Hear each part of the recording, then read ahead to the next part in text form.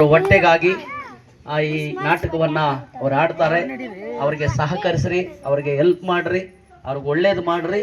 ಯಾಕಂದ್ರೆ ನಾವೆಲ್ಲರೂ ಕೂಡ ಒಬ್ಬರಿಂದ ಒಬ್ಬರಿಗೆ, ಚಿಕ್ಕ ಮಕ್ಕಳು ಗಲಾಟೆ ಮಾಡಬಾರ್ದು, ಚಿಕ್ಕ ಮಕ್ಕಳು ಯಾರು ಗಲಾಟೆ ಮಾಡಬಾರ್ದು. ಒಬ್ಬರಿಂದ ಒಬ್ಬರಿಗೆ ನಾವೇನಾಗಿರ್ಬೇಕಂತೆ, ಸಹಕಾರಿಗಳಾಗಿರ್ಬೇಕಂತೆ. ಅದಕ್ಕೆ ಯೇಸು ಸ್ವಾಮಿ ಹೇಳ್ತಾರೆ, ನಿನ್ನಂತೆ ನಿನ್ನ ನೆರೆಯವನನ್ನ ನೀವೇನ್ ಮಾಡ್ಬೇಕಂದ್ರೆ ಪ್ರೀತಿ ಮಾಡ್ಬೇಕಂತ ಹೇಳ್ತಾರೆ. ಇವತ್ತು ದೇವರ ಮಕ್ಕಳು ಒಂದೇ ಕುಟುಂಬದಲ್ಲಿ ತಂದೆ ಇರ್ತಾರೆ, ತಾಯಿ ಇರ್ತಾರೆ, ಅಣ್ಣ ಇರ್ತಾರೆ, ಅಕ್ಕ ಇರ್ತಾರೆ, ತಮ್ಮ ಇರ್ತಾರೆ. ಆದರೆ ಒಂದೇ ಕುಟುಂಬದಲ್ಲಿದ್ದು ಅವರೊಳಗೆ ಏನಿರೋದಿಲ್ಲ, ಪ್ರೀತಿ ಇರೋದಿಲ್ಲ. ಈ ಪ್ರೀತಿ ಇಲ್ಲದ ಜಗದಲ್ಲಿ ಪ್ರೀತಿಯನ್ನ ತೋರಿಸುವುದಕ್ಕಾಗಿ ಈ ಲೋಕದಲ್ಲಿ ಯಾರು ಬಂದ್ರಂದ್ರೆ ಯೇಸು ಸ್ವಾಮಿ ಬಂದರು. ಹೇಗೆ ಬಂದರು ಯೇಸು ಸ್ವಾಮಿ? ಅವರು 100ಕ್ಕೆ 100 ದೇವರಾಗಿ 100ಕ್ಕೆ 100 ಮನುಷ್ಯನಾಗಿ ಈ ಲೋಕಕ್ಕೆ ಬಂದ. ಈಗ ನಮ್ಮನ್ನೆಲ್ಲರೂ ಯಾರೆಲ್ಲ ನಾವೆಲ್ಲ ಮಕ್ಕಳನ್ನ ಏನಂತೀವಿ, ಚೆನ್ನಾಗಿ ಓದಿಲ್ಲ ಅಂದ್ರೆ ನಾವು ಮಕ್ಕಳನ್ನ ಏನಂತೀವಿ ಅಂದ್ರೆ ಏಯ್ ಅಂತಿ ಅಂತೀವಿ. ಏನಂತೀವಿ? ಅಂತಿ ಅಂತೀವಿ. ಏಯ್ ನಾಯಿ ಅಂತೀವಿ. ಯಾರನ್ನತ್ತೋ ಈ ಮಾತು ಯಾರು ಹೇಳೋದು? ತಂದೆ ತಾಯಿಗಳು ಮಕ್ಕಳನ್ನ ಬೈಯೋದು. ಆದ್ರೆ ಏಸಪ್ಪ ಆ ರೀತಿ ಬೈಬೇಡ್ರ ಅಂತ ಹೇಳ್ತಾ ಇದ್ದಾರೆ. ನಿಮ್ಮ ಮಕ್ಕಳನ್ನ ಪ್ರೀತಿ ಮಾಡ್ರಿ ಅಂತ ಹೇಳ್ತಾ ಇದ್ದಾರೆ. ನಿಮ್ಮ ತಂದೆ ತಾಯಿಗಳನ್ನ ಪ್ರೀತಿ ಮಾಡ್ರಿ ಅಂತ ಹೇಳ್ತಾರೆ. ನಿಮ್ಮ ಕುಟುಂಬದಲ್ಲಿರೋರನ್ನ ಪ್ರೀತಿ ಮಾಡ್ರಿ ಅಂತ ಹೇಳ್ತಾರೆ. ಆ ಪ್ರೀತಿ ಮಾಡುವುದಕ್ಕಾಗಿ ಯೇಸು ಕ್ರಿಸ್ತನು ಈ ಭೂಲೋಕದಲ್ಲಿ ಏನ್ ಮಾಡ್ದ? ಅಲ್ಲಲ್ಲಿ ಪ್ರಾಣಿಗಳಾಗಿ ಅಲ್ಲಲ್ಲಿ ಬರಲಿಲ್ಲ, ಅಲ್ಲಲ್ಲಿ ಎಮ್ಮೆಗಳಾಗಿ ಬರಲಿಲ್ಲ, ಕೋತಿಗಳಾಗಿ ಬರಲಿಲ್ಲ.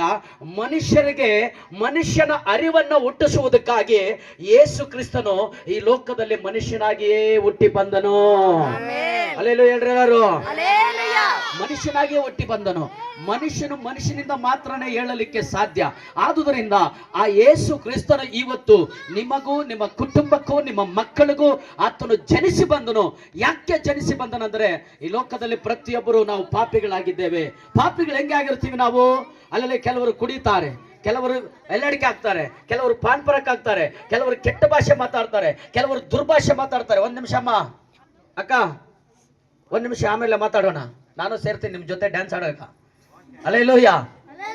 ಕೆಲವರು ದುರ್ಭಾಷೆಗಳು ಮಾತಾಡ್ತಾರೆ. ಅಂದ್ರೆ ಈ ಒಂದು ನೋಡಿ, ಇದು ಕುಂಬಾರಕೋಟೆ, ಇದ್ರ ಹೆಸರೇನು?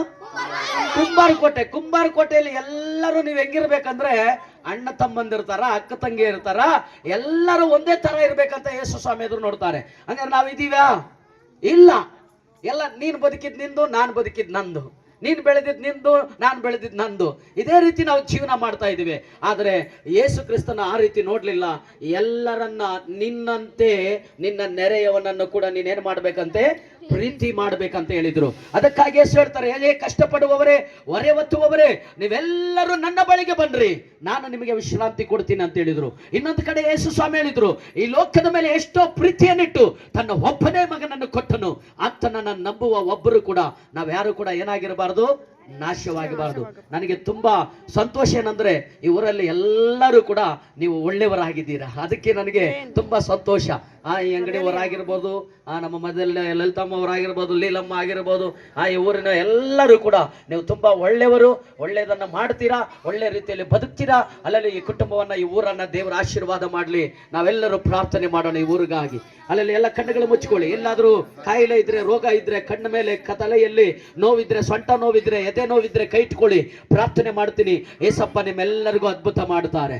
ಹಲ್ಲೆಲೂಯಾ. ಪ್ರೀತಿಯ ಪರಲೋಕ ತಂದೆಯಾದ ದೇವರೇ, ಈ ದೇವರೇ ಕುಂಬಾರ ಕೋಟೆಯಲ್ಲಿರುವಂತ ಎಲ್ಲ ಮಕ್ಕಳಿಗಾಗಿ ನಾವು ಪ್ರಾರ್ಥನೆ ಮಾಡ್ತಾ ಇದ್ದೇವಯ್ಯ. ಎಲ್ಲ ಕುಟುಂಬಗಳನ್ನ ಮುಟ್ಟಪ್ಪ, ಎಲ್ಲ ಗ್ರಾಮಗಳನ್ನ ಮುಟ್ಟಪ್ಪ.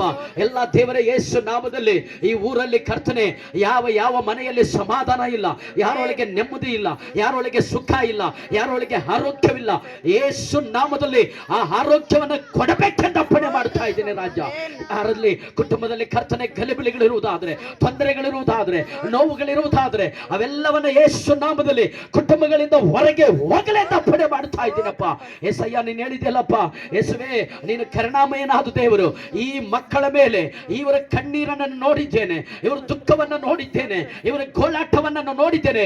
ಅವರ ಮೇಲೆ ನನ್ನ ಮನ ಮರುಗಿ ಇವರಿಗೆ ನಾನು ರಕ್ತವನ್ನು ಸುರಿಸಿ ಇವರ ಪಾಪಗಳನ್ನು ಕ್ಷಮಿಸಿ ಇವರಿಗೋಸ್ಕರ ಪ್ರೀತಿ ಮಾಡಿ ಪ್ರಾಣ ಕೊಟ್ಟು ಬದುಕಿದಂತ ದೇವರು ಇವತ್ತು ಇವರು ಯಾರು ಕೂಡ ನರಕಕ್ಕೆ ಹೋಗಬಾರ್ದಯ್ಯ.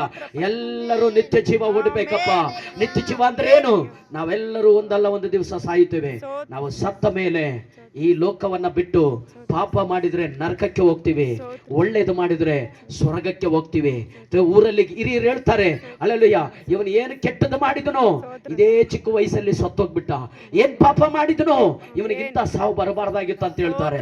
ಆದ್ರೆ ದೇವರ ಮಕ್ಕಳೇ, ಇವತ್ತಿನಿಂದ ಈ ಊರಲ್ಲಿ ಒಂದು ಪ್ರೀತಿ ಇರಲಿ, ಒಂದು ಅನ್ಯೋನ್ಯತೆ ಇರಲಿ, ಒಂದು ಸಮಾಧಾನ ಇರಲಿ, ಒಂದು ನೆಮ್ಮದಿ ಇರಲಿ. ಈ ಲೋಕದಲ್ಲಿ ಎಲ್ಲರನ್ನ ಮುಟ್ಟಪ್ಪ. ಈ ಕುಂಬಾರ ಕೋಟೆಯಲ್ಲಿರುವಂತ ಅಣ್ಣಂದ್ರು, ದೊಡ್ಡವರು, ಶ್ರೀಮಂತರು, ಅಲ್ಲಲ್ಲಿ ದೇವರೇ ಎಲ್ಲ ರಾಜಕೀಯ ನಾಯಕರು, ಪ್ರತಿಯೊಬ್ಬರೊಳಗೆ ಪ್ರತಿಯೊಬ್ಬರ ಕುಟುಂಬಗಳನ್ನ ನೀನು ಪ್ರೀತಿ ಮಾಡುವ ದೇವರಪ್ಪ. ನೀನು ಹಾಗೆ ಮಾಡಿದ್ದಕ್ಕಾಗಿ ಸ್ತೋತ್ರ. ಈಗ ಎಲ್ಲೆಲ್ಲಿ ಕೈ ಇಟ್ಟು ಪ್ರಾರ್ಥನೆ ಮಾಡ್ತಾ ಇದ್ರು, ಎಲ್ಲಿ ಎದೆ ನೋವಿದೆಯೋ, ಕಣ್ಣು ನೋವಿದೆಯೋ, ತಲೆ ನೋವಿದೆಯೋ, ಸೊಂಟ ನೋವಿದೆಯೋ, ಕೈ ಕಾಲು ನೋವಿದೆಯೋ, ಎಲ್ಲಾ ನೋವುಗಳು ಯೇಸು ನಾಮದಲ್ಲಿ ಇವರಿಗೆ ಬಿಡುಗಡೆ ಆಗಲಿ ಅಂತ ಅಪ್ಪಣೆ ಮಾಡ್ತಾ ಇದ್ದೇನೆ. ದೇವ ನಿಮಗೆ ಸ್ತೋತ್ರ. ಅಣ್ಣವರಿಗಾಗಿ ಪ್ರಾರ್ಥಿಸ್ತಾ ಇದ್ದೀನಿ ಸ್ವಾಮಿ. ಈ ದಿನಮಾನದಲ್ಲಿ ಇವರಿಗಾಗಿ ನಾವು ಪ್ರಾರ್ಥಿಸ್ತೇವೆ. ಈ ಊರಲ್ಲಿ ಕರ್ತನೆ ಅಪ್ಪ ದೇವರೇ, ಈ ಮಕ್ಕಳೆಲ್ಲರೂ ಸ್ವಾಮಿ ಗ್ರಾಮ ಗ್ರಾಮ ಹೋಗಿ ಹೌದು ರಾಜ್ಯ ದೇವರೇ, ಈ ನಟನವನ್ನ ಹಾಡಿ ದೇವರೇ ಹೊಟ್ಟೆ ತುಂಬಿಸಿಕೊಳ್ಳಬೇಕಂತ ಈ ಕೆಲಸ ಕಾರ್ಯಗಳಲ್ಲಿ ಅವರು ತೊಡಗಿರುವಾಗ ಇದು ಅವರ ವೃತ್ತಿ ಸ್ವಾಮಿ. ಅವರು ವೃತ್ತಿಗಾಗಿ ಬಂದಿದ್ದಾರಯ್ಯ. ಇವ್ರ ವೃತ್ತಿಗೆ ದೇವರೇ ನಾವು ಯಾರು ಮೋಸ ಮಾಡಬಾರದಯ್ಯ. ಇವರು ಎಲ್ಲೆಲ್ಲಿ ಹೋಗ್ತಾರೋ ಅಲ್ಲೆಲ್ಲ ಯೇಸು ಇವ್ರ ಜೊತೆ ಹೋಗ್ಲಪ್ಪ.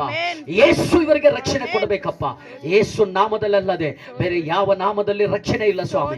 ದೇವರೇ ಇವರ ಎಲ್ಲರನ್ನ ಆಶೀರ್ವಾದ ಮಾಡು ದೇವರೇ. ಮೇಡಮ್ ಅವ್ರನ್ನ ಮುಟ್ಟಪ್ಪ, ಅಕ್ಕವ್ರನ್ನ ಮುಟ್ಟು ಸ್ವಾಮಿ, ಇವರ ವಾಹನ ಮುಟ್ಟಪ್ಪ. ಎಲ್ಲಿ ಎಲ್ಲಿ ಹೋಗ್ತಾರೋ ಅಲ್ಲೆಲ್ಲ ಇವರಿಗೆ ಆಶೀರ್ವಾದ ಉಂಟಾಗಲಿ, ಸಹಾಯ ಮಾಡು, ಅದ್ಭುತ ಮಾಡು. ಯೇಸು ಕ್ರಿಸ್ತನ ನಾಮದಲ್ಲಿ ಬ್ಲೆಸ್ ಮಾಡ್ತೇವೆ ಪರಲೋಕದ ಒಳ್ಳೆಯ ತಂದೆ. ಆಮೇನ್ ಆಮೇನ್. Wish you a Merry Christmas. Wish you a Merry Christmas. Wish you a Merry Christmas and Happy New Year. Happy New Year. Merry Merry Christmas. Happy Merry Christmas. Merry Merry Christmas. Happy Merry Christmas. ನಿಮ್ಮೆಲ್ಲರಿಗೂ